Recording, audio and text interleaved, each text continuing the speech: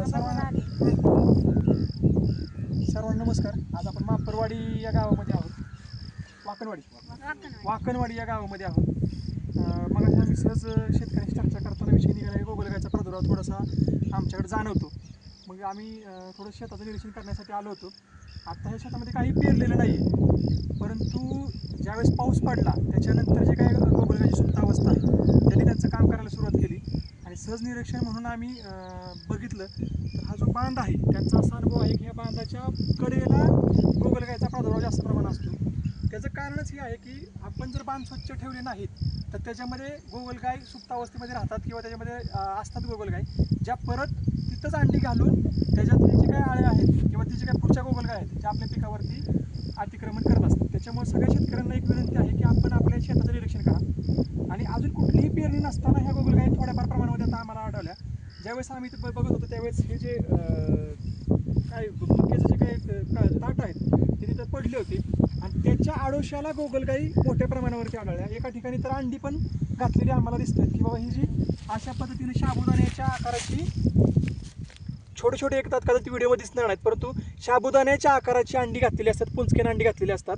एखाद्याच छिद्रामध्ये त्यांनी ते अंडी घालून ठेवलेले असतात. आता ही अडचण होती म्हणून त्या ठिकाणी त्यांनी ते अंडी घातली होती आणि अशा पद्धतीने त्या गोगलगाय पण आहेत. खूप छोट्या पद्धतीच्या गोगलगाय आहेत, परंतु ह्याचीच पुढे वाढ होते आणि आपल्या पिकांवरती नुकसान होते. विशेषतः रोप जेव्हा वाढतं त्यावेळेस त्या रोपाला डायरेक्ट खोडून टाकतात. समजा सोयाबीन आपण पेरलं तर जो कोंब आहे तो कोंब खोडला जातो आणि अक्षरशः आपण जर बघितलं मोठ्या प्रमाणावर जर प्रादुर्भाव झाला आणि आपण खालच्या बाजूने बघितलं तर फक्त अगरबत्तीच्या काड्या उभ्या केल्यासारखं आपल्याला शेत दिसू लागतं. बऱ्याचदा लोकांनी जर वेळेत निरीक्षण नाही केलं तर त्यांना असं वाटतं की उगवण क्षमताच झाली नाही.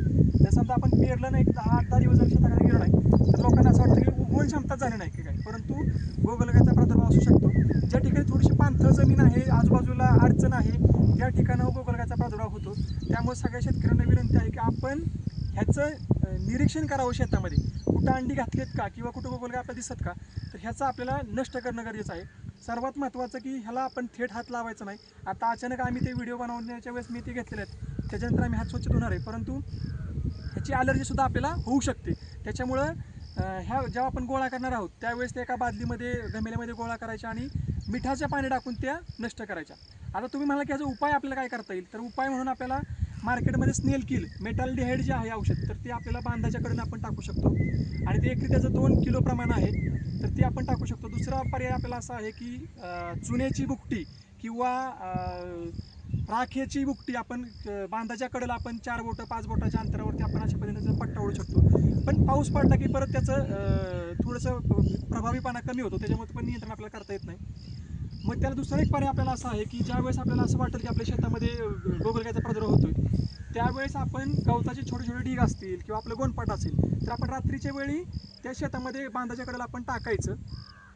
ते टाकताना त्याच्या खाली गुळाचं पाणी करून टाकायचं. 1 किलो गुळ 10 लिटर पाण्यामध्ये मिक्स करून त्याचं जे काही पाणी होईल ते पाणी त्या ठिकाणी टाकायचं आणि त्याच्यावरती ते गवताचे असं ज्या पद्धतीने आहे ते आपण तिथे चगाळ म्हणू शकतो आपण किंवा रानातला काडी कचरा, तर तो आपण तिथं त्या ठिकाणी ठेवायचा. गोनपाटसुद्धा आपण त्या ठिकाणी टाकू शकतो. जेणेकरून काय होतं की दिवसा आपल्याला गोगलगाय दिसत नाही आहेत, रात्रीच्या वेळी दिवस मावळल्यानंतर दिवस उगवेपर्यंत त्यांचं ते काम चालू असतं. ते निशाचर असल्यामुळं फक्त रात्रीच्याच वेळेस हात असतात आणि ते गोगलगायचा प्रादुर्भाव हा आपल्याला होऊ नये म्हणून ते एका ठिकाणी आलेल्या गोगलगाय आपल्याला गोळा करणं सोपं जातं.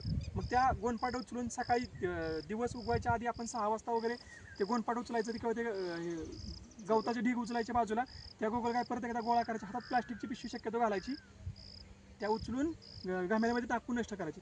आता हे सगळ्यांना सांगण्याचं कारण एक आहे की ही फक्त एका शेतकऱ्याची अडचण नाही आहे. हा प्रादुर्भाव जर तुम्ही इथून उचलून गोगलगायच्या जे काही शंकी गोगलगाय आहे ते दुसरीकडे टाकली तर तिथे परत ते राहणार आहे आणि ते वर्षभर परत राहतात आणि 2 वर्ष 3 वर्ष 4 वर्ष असा जर परिणाम वाढत गेला तर त्याची पुढं फलनिष्पत्ती अशी होऊ शकते की परत त्या शेतामध्ये कुठलं पीक येऊ देणार नाही, त्या प्रमाणामध्ये गोगलगाय संख्या वाढेल. आणि फवारणी करणं ह्याच्यामध्ये कुठलीही सोय नाही आहे की इतर किडीसारखं आपण वरून फवारणी करू शकतो. दिवसा त्या एकतर मातीमध्ये जातात तर आयुष्याला लागतात, त्याच्यावरती शंकी असल्यामुळे कुठली त्याला फवारणी करणं शिफारशीत नाही. तर आपल्याला हेच पद्धतीने एकात्मिक उपाययोजना करणं गरजेचं आहे. याच्यामध्ये उन्हाळ्यामध्ये खोल नांगरट करणं, पहिला पाऊस पडल्यानंतर जेव्हा गवत वाढतं ते गवत आपण स्वच्छ राहील आणि परत शेताचं निरीक्षण करणं आणि आत्ता सांगितल्या पद्धतीनं गोनपाट हे ठेवून ते वेचणं, स्नेल किलचं औषध आपल्या